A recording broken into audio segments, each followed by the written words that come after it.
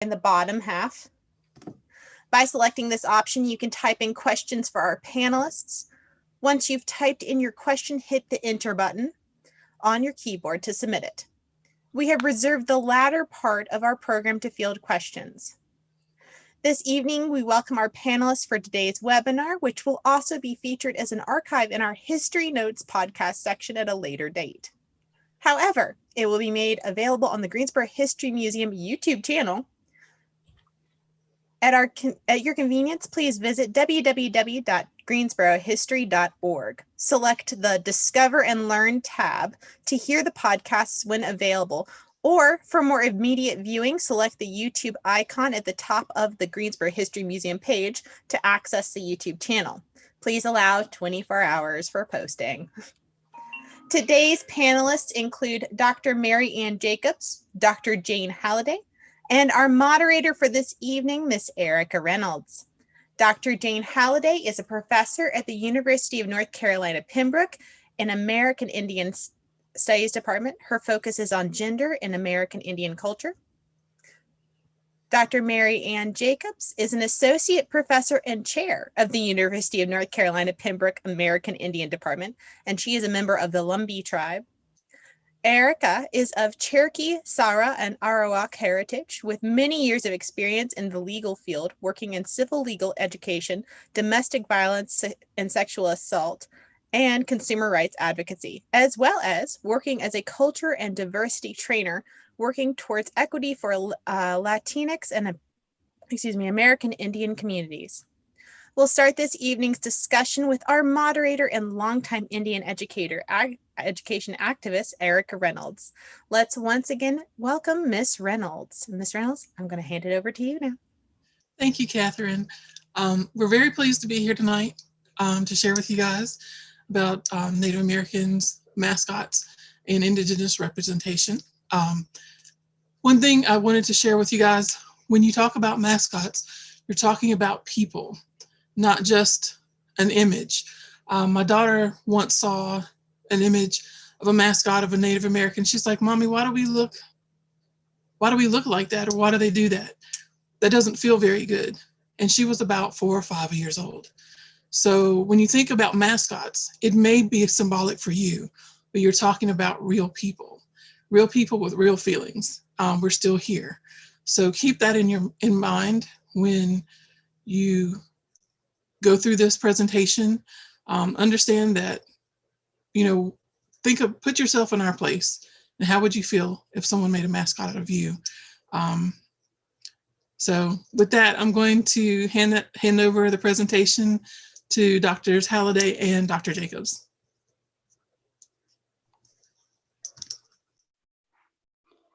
Thank you, Erica and Catherine, sorry.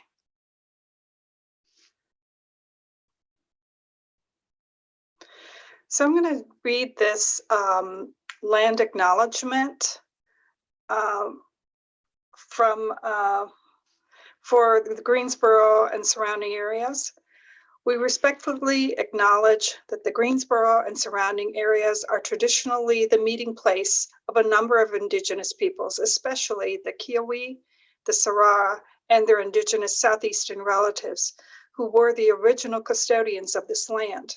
Today, Greensboro is the home place of many tribal people represented by the Guilford Native Association, which serves all Native Americans living in the region, including members of the 8 state recognized tribes of North Carolina, Eastern Band of Cherokee, Coharie, Halawasaponi, Lumbee, Meherrin, Okanochee, Saponi, and the Waccamaw-Siouan.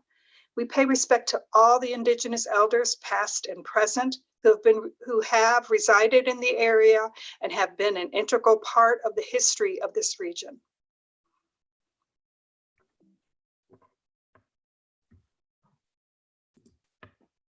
Thank you, Dr. Jacobs, and thank you, Catherine and Erica, for introducing us.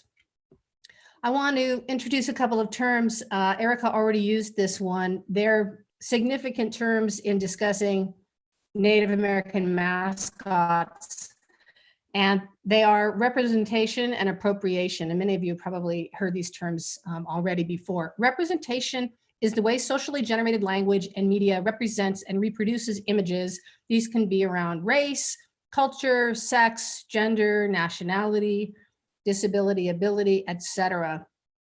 Representation is important and it matters because it both shapes our attitudes about the subjects being represented and reproduces these attitudes. So this is really meaningful in the context of Native American mascots, as we'll talk more about throughout the evening. The other term is appropriation. And in the context specifically of Native American experience, appropriation is used when talking about taking possession of another culture's images, artifacts, regalia, ceremonial practices, sacred places, art, or any kind of iconography that is specific to a culture without the permission or consent of those who are in a position of authority within that culture to give that consent. We're going to now show you a couple of very short trailers for two documentaries that focus on American Indian mascot imagery and issues. They are called In Whose Honor. This is a documentary from 1997. Dr. Jacobs will be talking a little bit more about it. And the other trailer is from, excuse me, a newer documentary called More Than a Word. It came out in 2017, and it specifically focuses on the Washington football team's name, which was officially retired in July of this year.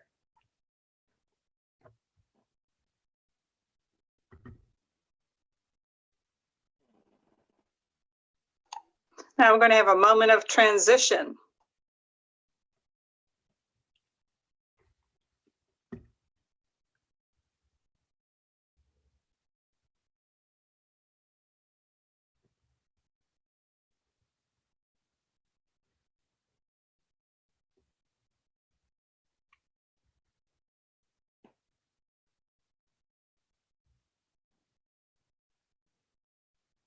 Sounds like we're having a sound issue.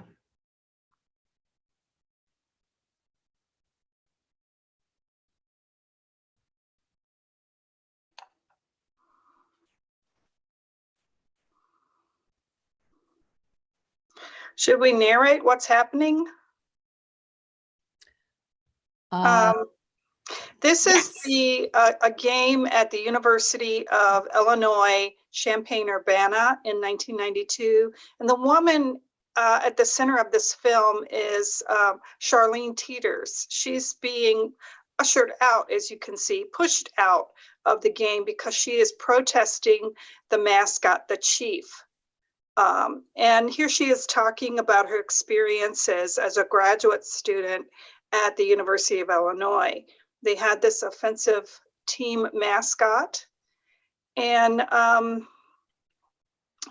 it was all about her efforts to bring attention to that mascot and to make the school deal with the offensive mascot that they had.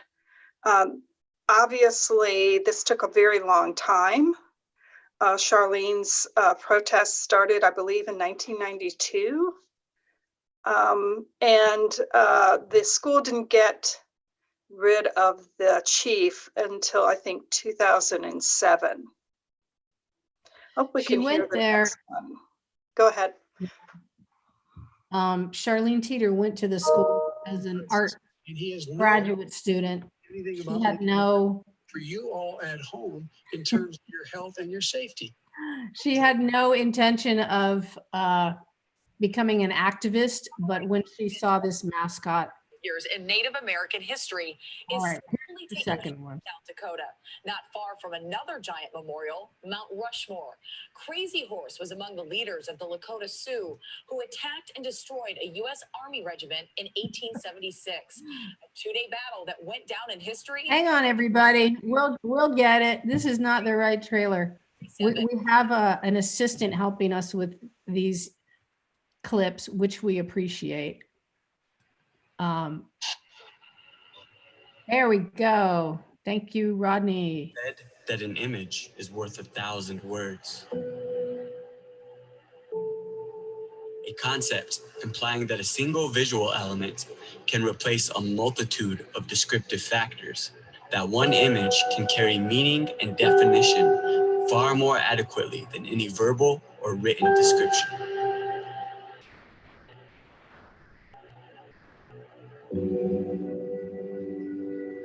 In the case of our own definitions, that is, as Native American people, why have we been reduced to a single word, a single silhouette? Red skin, one word, two syllables. Labeled in many dictionaries as a noun, dated or offensive, and simply defined an American Indian.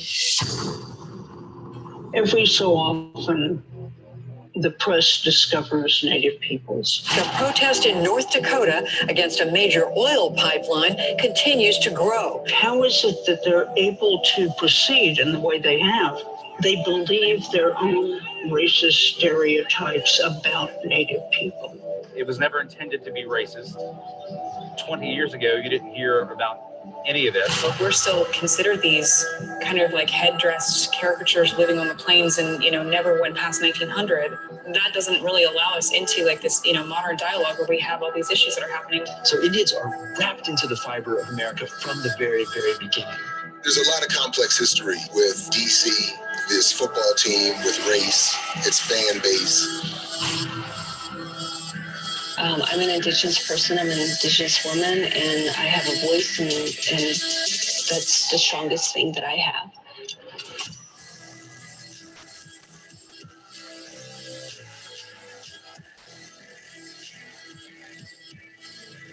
They don't look like Indians to me. This is what happens in settler societies. They take old European rituals and practices and beliefs, they graft them onto new sort of symbol systems around Indians. In Jewish history, we've been called so many names, and the names connote inferiority. But you can't force honor on people.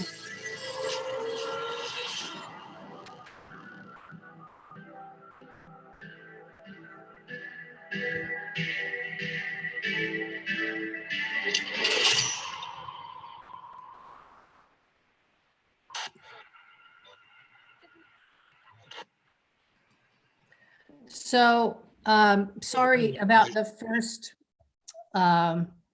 trailer, but Dr. Jacobs did a good narration. This second one touches on quite a few themes that applied to all Native American mascots, although it's focused on the Washington football team.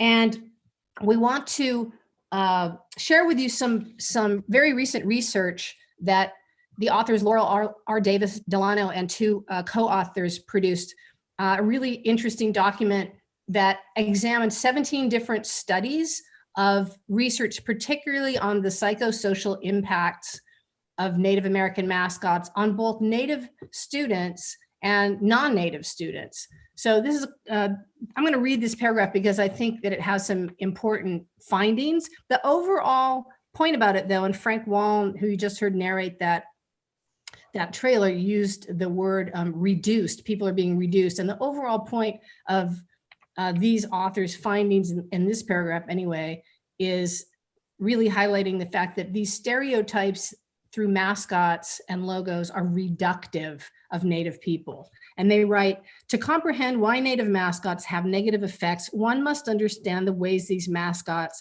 constitute and convey stereotypes of Native Americans. First, these mascots are associated with the stereotype of Native Americans as brave, aggressive male warriors. Second, they are associated with Native Americans from the past, and this aligns with the stereotypes of Native Americans as primitive and pre-modern, rather than as contemporary people who negotiate challenges and modernity like other people.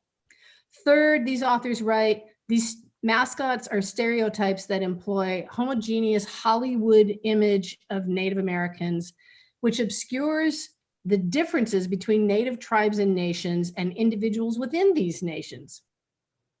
And the authors conclude that although Native American mascots are believed by many to convey positive attributes of Native Americans, it is not surprising that these mascots generate negative effects because they convey an extremely limited and misleading picture of a diverse category of people.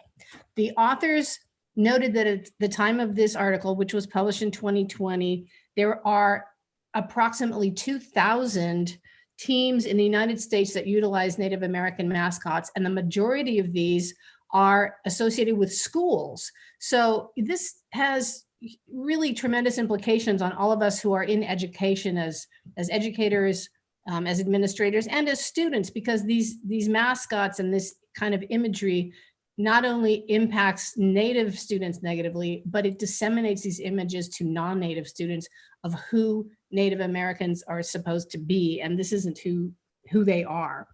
The authors also note that this kind of research and data is needed to really empower and arm administrators and educators who want to do the work of changing some of these conceptions and eliminating mascots at their schools or in their district.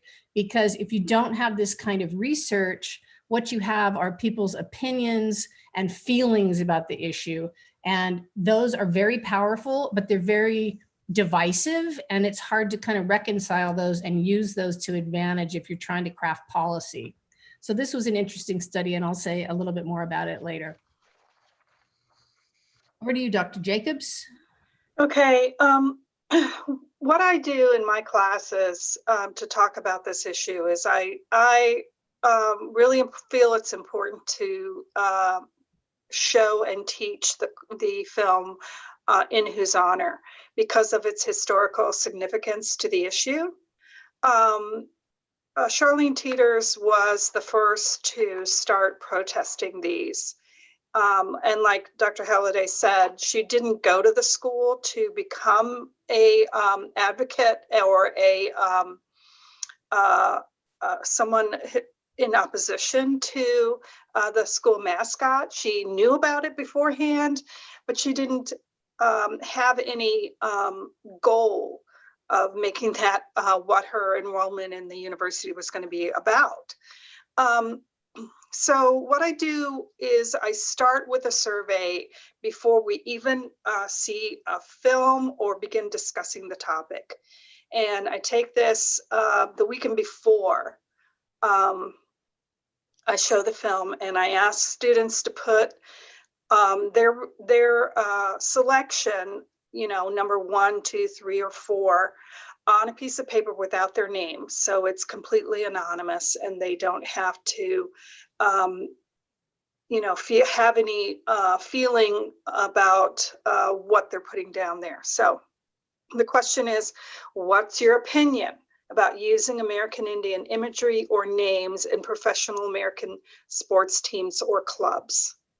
And the first option, of course, is I think it's positive or okay. The second one is I have mixed feelings about it. The third one is I don't care one way or another, or I never really thought about it. And number 4 is I think it's offensive or negative. And you can see my viewing results here. Prior to the film, they look very similar. The classes, fewer in the 2020, you can see, think it's okay or positive, and fewer, again, in the 2020 results can say that they never really thought about it, because by the time the class of 2020 arrives, the Washington football team has already been put on notice by FedEx company that they are going to change the name. The film, after watching the film, you can see the differences between the 2019 results, where we have no such indication that there's going to be a meaningful change in that Washington football. But you can see in both cases, after viewing the film, In Whose Honor, the opinions shift. Students don't have the opportunity anymore to say that they don't care one way or another, or they never really thought about it, even though some do select that. You can see the same results for number 4 in the 2019 result as you can see in the 2020 result. I think it's an important thing to keep the discussion going. This survey allows students to talk about these issues without giving away how they voted prior or after. Although, of course, many do talk about how they voted. And it also shows the diversity of opinion. My classes are majority Native students because 1010 is usually a course for people who are interested in American Indian Studies as a major or a minor.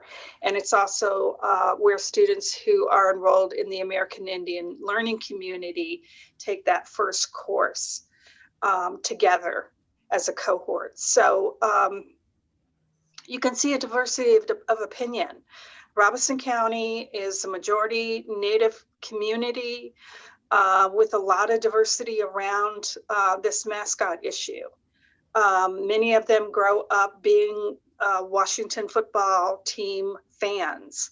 And so that imagery that they see in that team logo is something where some of them express the idea that they'd rather be seen than not seen. And I always like to ask the question, does it matter how you are seen? And for many of them, they haven't really thought about that. Their idea is, well, you know, this is an American Indian. It gets a lot of attention. And it's a positive thing because this is a good football team. But they don't really think about it until they're in this class viewing that film for the first time. Most of them have never seen it before. They've never heard of the controversy history of In Whose Honor or the University of Illinois Champaign-Urbana's chief. So it's a good talking point for students. And I encourage anybody who wants to steal this idea, go ahead and steal it and tell me how it comes out in your class.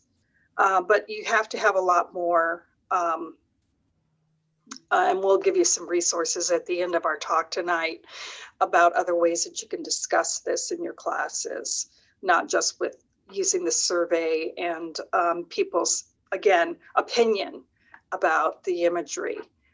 You really do need to bring in that other component about what this sort of imagery does to people.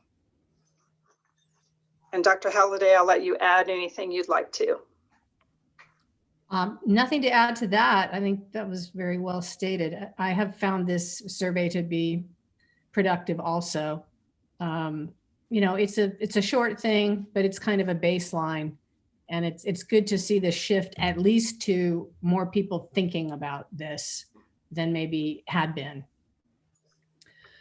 So the next thing that I'm going to try to show you is another short article I want to go over because it's bringing this issue close to home in Greensboro and in Guilford County. This is some information from an article that was published in 2005 by Terry Greer, who at the time was the superintendent of Guilford County Schools. And the title of the article is called Mascots and Meaning. Again, as Dr. Jacobs said, we have a lot of resources for you at the end of the presentation, including everything have been talking about so far. This article arose from the fact that in 2002, the North Carolina Board of Education tasked all North Carolina K-12 schools with reviewing their use of any American Indian mascot, logo, or imagery to try to understand its educational and psychological effect on Native American students. Excuse me. So Mr. Greer, as the superintendent at that time, was responsible for doing that analysis for Guilford County Public Schools. And he first started, this short piece describes his process with doing this. He said that the first thing he did was to educate his staff on how symbols affect all students. And we've seen some other examples already tonight that talk about the power of these symbols. So this was focusing on Native and non-Native students. And the first thing he did was bring together the stakeholders, which included the Guilford Native American Association, excuse me, Native American Association, and 2 high school PTAs. And he brought them together to hold some discussions.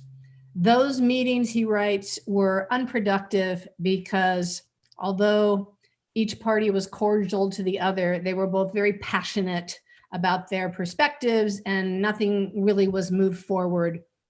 So that was tabled for a while.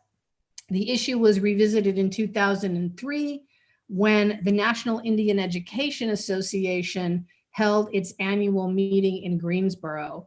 And at that time, the coordinator of the North Carolina Mascot Education and Action Group asked for an update from Mr. Greer about Guilford County's efforts to remove mascots from their schools. This coordinator of this action group sent a letter to Mr. Greer in which he asked the following questions, among other things. And this is a quotation. He wrote, "If the intention with these mascots is to honor Native Americans, why are only the mascots and not the schools themselves named after Indian leaders? Also, why aren't other racial groups scrambling to be so honored? Why don't schools have mascots called the Guilford County Blacks or the Guilford County Whites? Why do these names sound ridiculous to us, but not the Guilford County Indians?"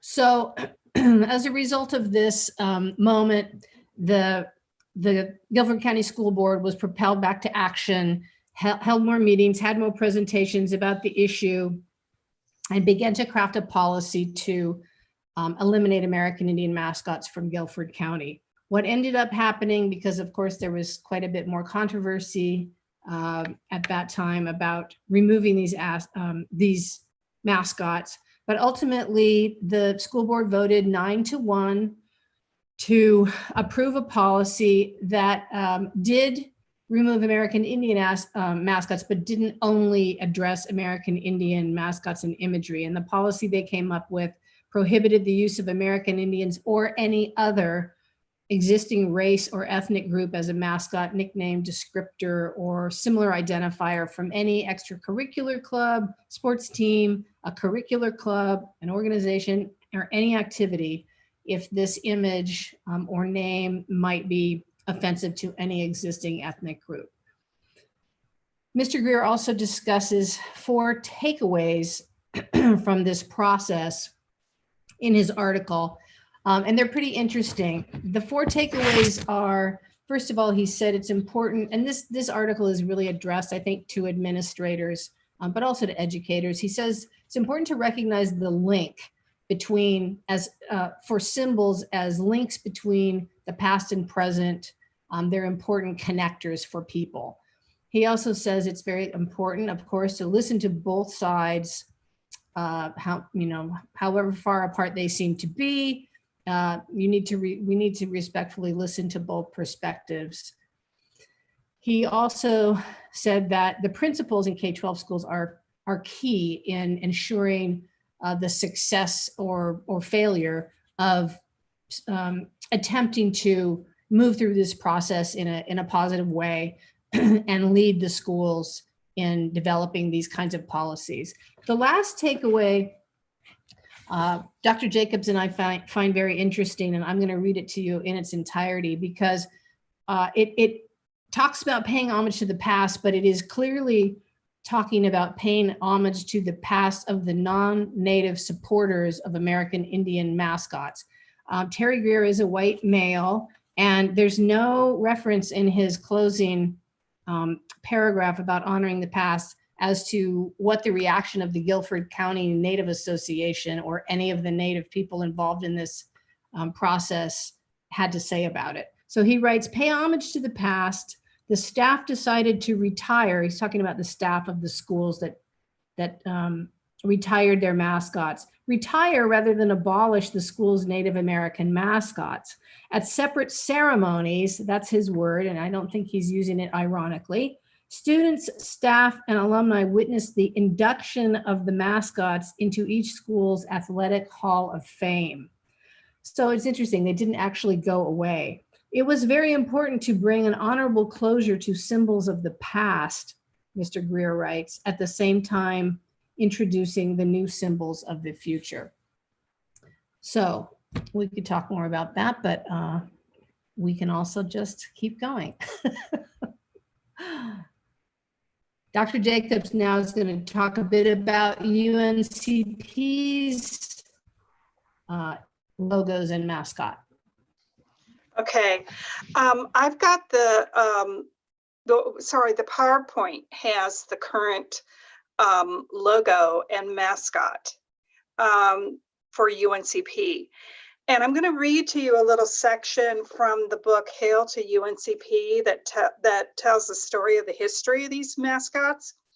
Although you might be offended at the ones that we currently have, these were selected by committee and supported by alumni and the community. And I want to read a little portion about what happened.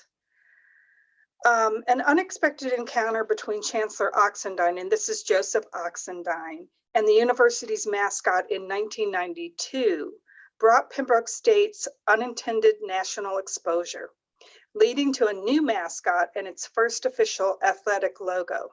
During January 23rd, 1992's home basketball game, Chancellor Oxendine was shocked to see the university's mask-like Indian mascot with an oversized head and feather headband.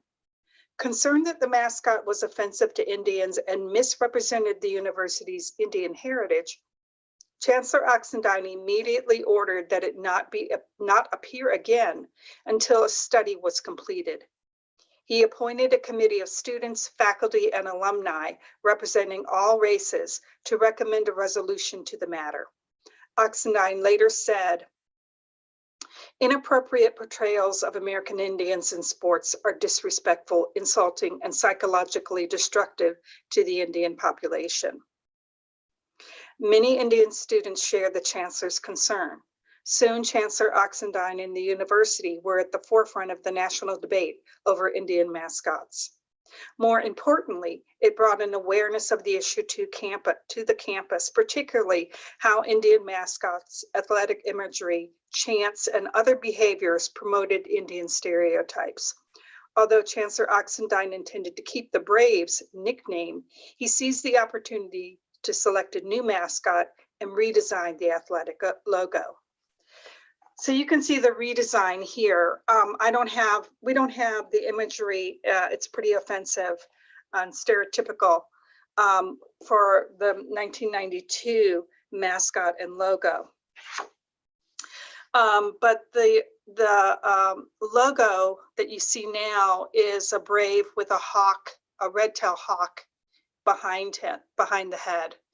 And then the mascot is actually the red-tailed hawk.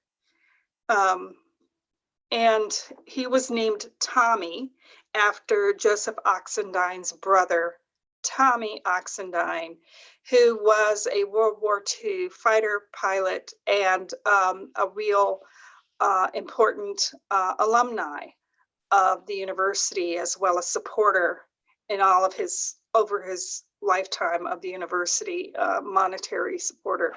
So that's why we have the Braves logo and the red-tailed hawk mascot at UNCP. And of course, UNCP is one of those teams that was allowed by the NCAA to keep their Indian-themed mascot because of the history of the university and because of the number of alumni and community who supported it. Just to add one thing, we now call this red-tailed hawk mascot Brave Hawk because over time the name Tommy the Hawk drew some controversy at our institution because not everybody, it was not explicit that this was named after one of our illustrious alumni. So people, naturally enough, in many cases, associated the name with like tomahawk and the chop that is offensive Right. to many people. So now we call the red-tailed hawk brave hawk. So one question, oops, sorry. Go ahead. One question I wanted to ask, UNCP was initially established as the Indian State Normal School, is that correct? In Robeson County? Yes, it was established as the Croatan Indian Normal School. I was about to say, and correct me if I'm wrong, but I believe the tomahawk, which is probably what you guys are getting to, and the tomahawk chop is supposed to not originate from any of the professional groups that use it, but actually Florida State, who has official recognition from the Seminoles to use those things, use what they do as well. So they actually have official permission to use what they do. But correct me on this one if I'm incorrect. They do have the support of the Seminole Nation in Florida for their use of their I think it's their mascot, who is a Seminole warrior who rides into the football field on a horse. So yeah, they do have special permission for that. I never heard that the chop originated with the Seminole Nation, though. I don't know where the chop originated. I know that the Atlanta Braves use it quite vigorously. And we can talk more about this when we conclude. We just have a couple more slides. But the issue of insider, outsider authority about who is allowed to use these images and mascots, I think that's really important. But it's slippery, you know, because our students who are from our local Native community, they may know a lot about these images and hold them dear. And students coming from outside who know nothing about them, or students who are not Native or not from our community and wear these images and go travel for sports and play elsewhere, you know, then those images, well, Florida sounds a little bit different, but keeping with the university example, then they're out in play, circulating in the world in a different way, you know? So anyway, that's something we can discuss more if we would like to. So thank you, Dr. Jacobs. We could not pass up the opportunity of reminding folks that this presentation is being given in the month of October, which has so many people's favorite holiday at the end of it, Halloween. And Halloween is another moment that many Native people face with dread and also with, you know, with a sense of fun and delight. But the images and the costumes and the representation of Native peoples that circulate through Halloween costumes there is consistently harmful imagery associated with these costumes. And this is just, if you Google this topic, you can find so many images, sadly, but this is one from a campaign called Our Culture Is Not, We Are a Culture, Not a Costume. So anyway, when thinking about costumes, because a lot of people, you know, we've heard it's like, it's just for fun, it's this or that. It's not respectful, we feel, if people are telling you that that's not who they are or that's not the way they feel respected. The same with the mascots. You know, if you consistently hear people from the Native community telling you they don't feel honored, maybe it's time to rethink whether these mascots are really an honor. So you need to be able to listen. We all do. And we need to understand the actual histories of what Native peoples have endured and the way they've been represented. A lot of these mascots in this imagery, this one example on the screen of this girl with the buckskin miniskirt and a fake headdress and a tomahawk. I mean, a lot of this appropriation of these images is a legacy of colonialism's conquest of Native peoples. It's a way of continuing to perpetuate this idea that white people won and Native people lost. So, the histories are very deep, and we have to all work to understand what they mean. I'm going to, along those lines, share one more bit of research from these authors' article that I discussed earlier, Davis Delano et al. And this was the summary of their research findings after reviewing these 17 different studies that I referred to earlier. They wrote that the findings from academic research on the effects of Native American mascots suggest that regardless of the stated intent of those who support Native mascots, in other words, the people who say that these honor Native Americans, and regardless of opinions about them, these mascots induce or correlate with negative psychosocial outcomes. More specifically, 3 studies demonstrated that Native mascots generate negative psychological effects for Native students. And in particular, these effects are lower self-esteem, lower community worth, less capacity to generate achievement-related possible selves, and greater levels of negative affect. They went into detail through the different studies about all these things. And then this sentence I'm reading is not up on the slide I'm showing you. These effects of Native mascots on non-Native, these findings make sense in the context of other studies that revealed negative psychosocial effects of Native mascots on non-Native persons. In particular, this research by the authors reveals that Native mascots are associated with negative thoughts and stereotypes about Native Americans, and that exposure to Native mascots increases negative stereotyping by non-Native people. Studies have also revealed that some mascot supporters hold stereotypical and prejudicial attitudes more often than mascot opponents. 2 studies even suggested that Native mascots are associated with a tendency to discriminate against Native Americans, which is very interesting because it completely contradicts this line of we're honoring you through these mascots. So the final outcome that these researchers concluded was there is no evidence from any study that they know of to date that Native American mascots foster positive or beneficial psychosocial effects for Native Americans.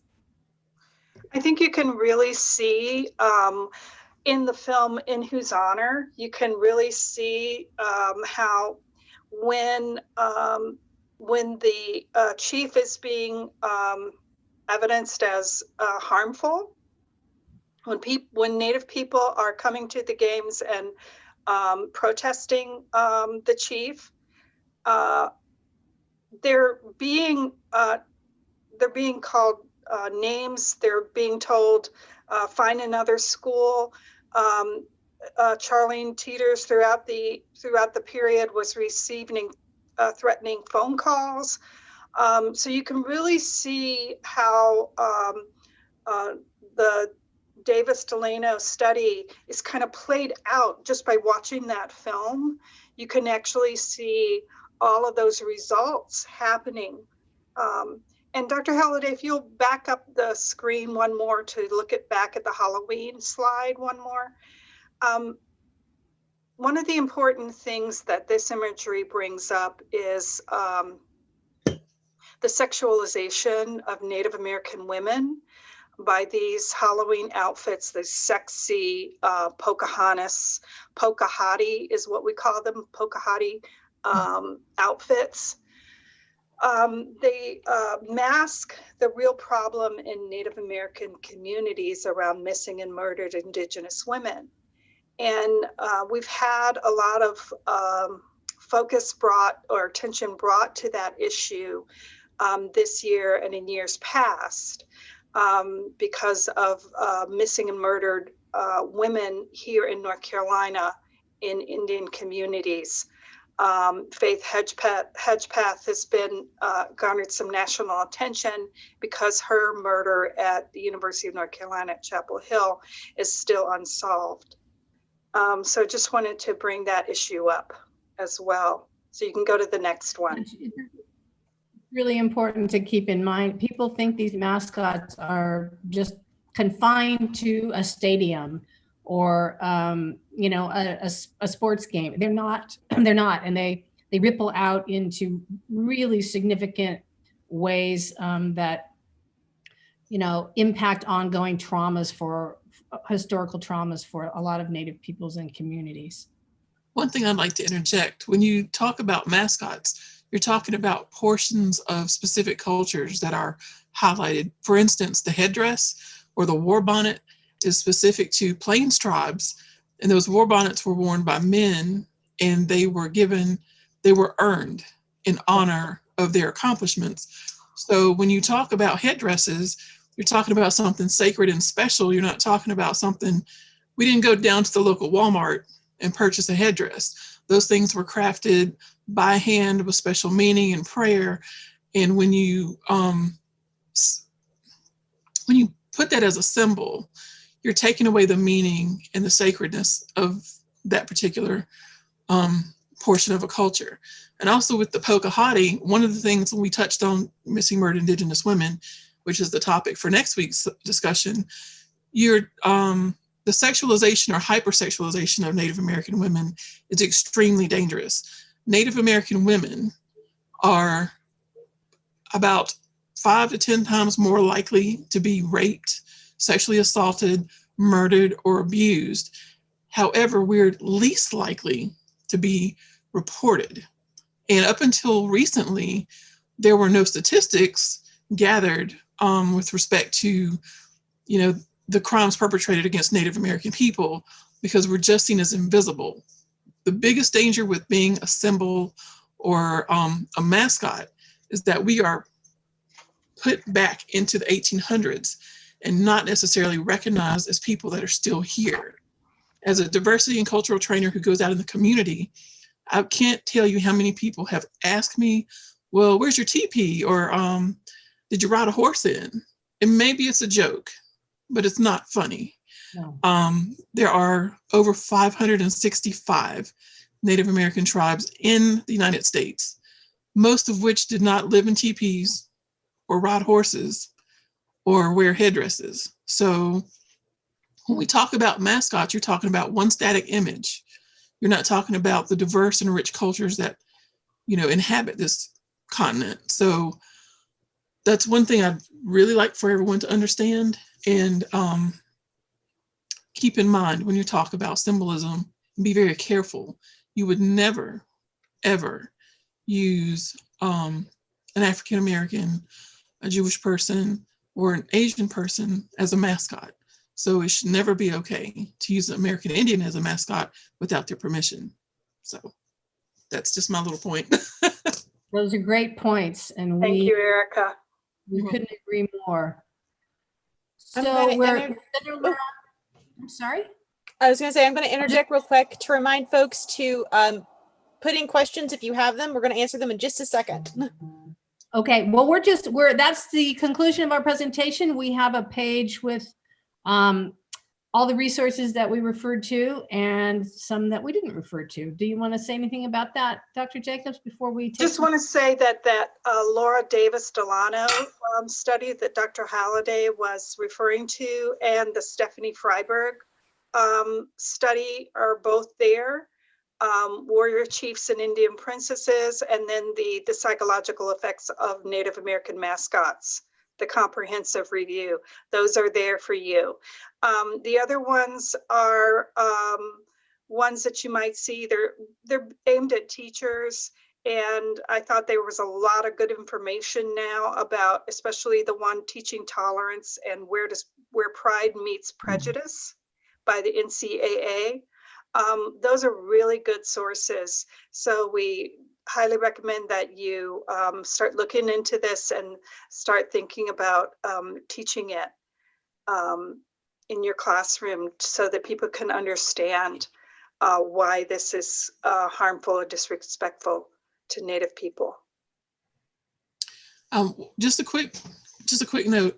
We have tonight with us the Executive Director of Diversity, Inclusion, and Equity for Guilford County Schools, Dr. Jasmine Guthrie Moore. So I want to say hello to her. Thank you for coming.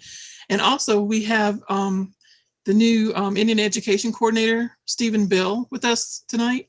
So I'd like to say thank you for coming, and we are excited to have you here with us in Guilford County to represent and give a voice to Native students. We have a few questions. One is a comment. So Francina Turner says that she's a recent graduate of the University of Illinois Urbana-Champaign. And she says, I cannot tell you how it felt to witness the treatment of those who wanted the chief imagery retired for good. Thank you for that comment, because that means a lot. One of my sorors is asking a question. She says, this question is for each of you. You've spoken of the negative effects felt by Natives. However, can you elaborate on how some Native people take pride and feel a greater sense of connection to Native imagery in sports and in their schools? I'd be glad to do that. I offer a couple of different perspectives when I teach about the mascot issue. And one of them is a local high school graduate who went on to play Major League Sports. His name is Sean Locklear. He's quoted in a newspaper article that I post in our Canvas site for the course. And he says that it never really bothered him, the Washington team name, and that he was fine with it as honoring Native Americans. And so I want to talk a little bit about that, because I want students to understand that that is something that shows a sort of assimilation, but it also shows that, you know, we don't talk about these issues in our public schools. We don't teach Native students their own history, their own culture in our public schools. They don't get it at home because mom and dad are working 2 jobs and 3 jobs and don't have time for that sort of information, those sorts of discussions in their family. And it is true that they're not going to see Native American imagery on public television, the things that they watch on TikTok or Facebook or whatever it is that's occupying their time. They're not going to see Native Americans represented in a positive way. And they do get to do that when they see that football team, or they did while that image was there. So they grow up with all of the negative stereotypes in media, in movies. And the one thing they get to see that's positive is this image that they believe is noble, because they have that stereotypical education, American education, which puts Native people in the past as historic figures. They don't really associate it with themselves, because obviously they are not in the past. And they also don't look like that image, but they know that that's what an Indian is supposed to look like. So that's what I attribute it to in my classes. I don't have a research study to actually show you that that's what's happening, but I feel very strongly that that's what's happening in my classes. Dr. Halliday, I don't know if you have anything to add to that. It's not, well, my thought is it's good to have the conversation. It's good to start having the conversation, because the other thing that I think a lot of students haven't thought about, Native students who do have pride in these images, I agree with you. You know, our mass cultural imagery of Natives is either non-existent or often very negative. So people are starving for something sometimes that appears to be empowering, right? And if everybody's cheering for the Washington football team, that can feel good. But who's profiting from this imagery? First of all, who created it? It's not Native people who created these images. And it's not Native people who are materially benefiting from these images. So, you know, if these were truly respectful images or something that is worthy of pride of Native communities, let's have Native people be at the table to craft this imagery and talk about what's appropriate and what feels authentically legitimate and respectful, and let's have them get a cut of whatever profits are generated from these incredible revenues of these teams who use these mascots and images. One thing I want to share, Frankie Eccles posted a comment saying, "Thank you, this was great, especially talking about sexual assault to missing people." That's one thing that we're going to highlight next week with our segment on missing murdered Indigenous women. And I'd like to invite all of you to participate in that next week. I have one more question. Can you compare the difficulties in teaching American Indian studies in a county like Robeson County with a high Native population to a county with much less? I've taught at Cal State Long Beach, which was a county with a lot fewer Native people, but had a history of an American Indian population in the LA area. So there was always Native people on that campus, even though they were usually in the very, very tiny segment of the population, versus teaching it here at UNCP. When I taught American Indian Studies at Cal State Long Beach, I always had individuals who would take the course, and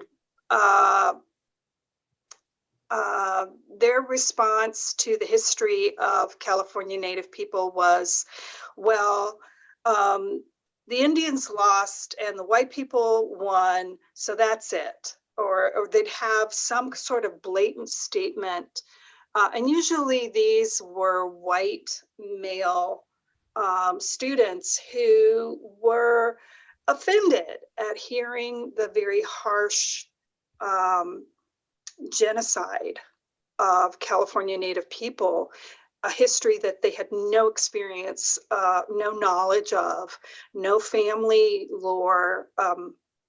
They knew about gold mining in California. They had no idea about scalps being sold, about Native people in California actually being hunted down and enslaved. So that's a huge difference from teaching here in North Carolina, where there's far more Native people in the classroom. It becomes harder for people who have those very racist attitudes about Indians to take the courses and voice those attitudes in the classroom because they're upset about the material that they're learning. You hear much more from majority and other students who are non-Native. You hear much more of, why wasn't I taught this? Why is this the first time I'm hearing this? So that's been my experience. It's very different. Obviously, group dynamics play a role, and it's much more comfortable for me teaching these very hard histories about American Indians and the way they feel to Native and non-Native people together than it is to teaching to a majority white classroom. And Dr. Halliday, you can talk about your. Well, I just want to ask how we're doing for time, Catherine, because I know we're closing in, and I of course have things to say, but maybe we'll. We are closing in, unfortunately, on our time limit today. No problem. But we'll leave it with Dr. Jacobs' good comments about that situation. Yes, we so appreciate both of you and all of the wonderful empathy that our audience has been showing, and the wonderful empathy that empathetic stories that Erica and Dr. Jacobs have been sharing with us about how it feels as actual Native American Indian women So thank you all so much for joining us for today's webinar, Indigenous in North America Series Part 1, Mascots and Indigenous Representations. A huge thank you to Dr. Marianne Jacobs and Dr. Jane Halliday of the University of North Carolina Pembroke's American Indian Studies program. And of course, a massive thank you to our Indian education specialist, Erica Reynolds, who without her, we would not be doing all of this.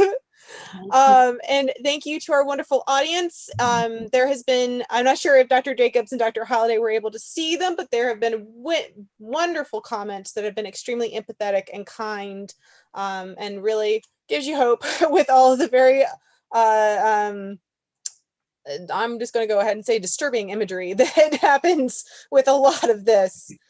Tune in next Tuesday, as Erica was saying, October 20th at 6 p.m. for part 2 of our Indigenous in North Carolina series, where we will be discussing murdered and missing Indigenous women. Attendance is free, as it usually is for all Greensboro History Museum programming, but don't forget to register. Go to www.greensborohistory.org or Greensboro History Museum's Facebook, Instagram, or Twitter platforms to learn more. Thank you all again, and have a wonderful, safe night. Thank you, everyone. Thanks for inviting us.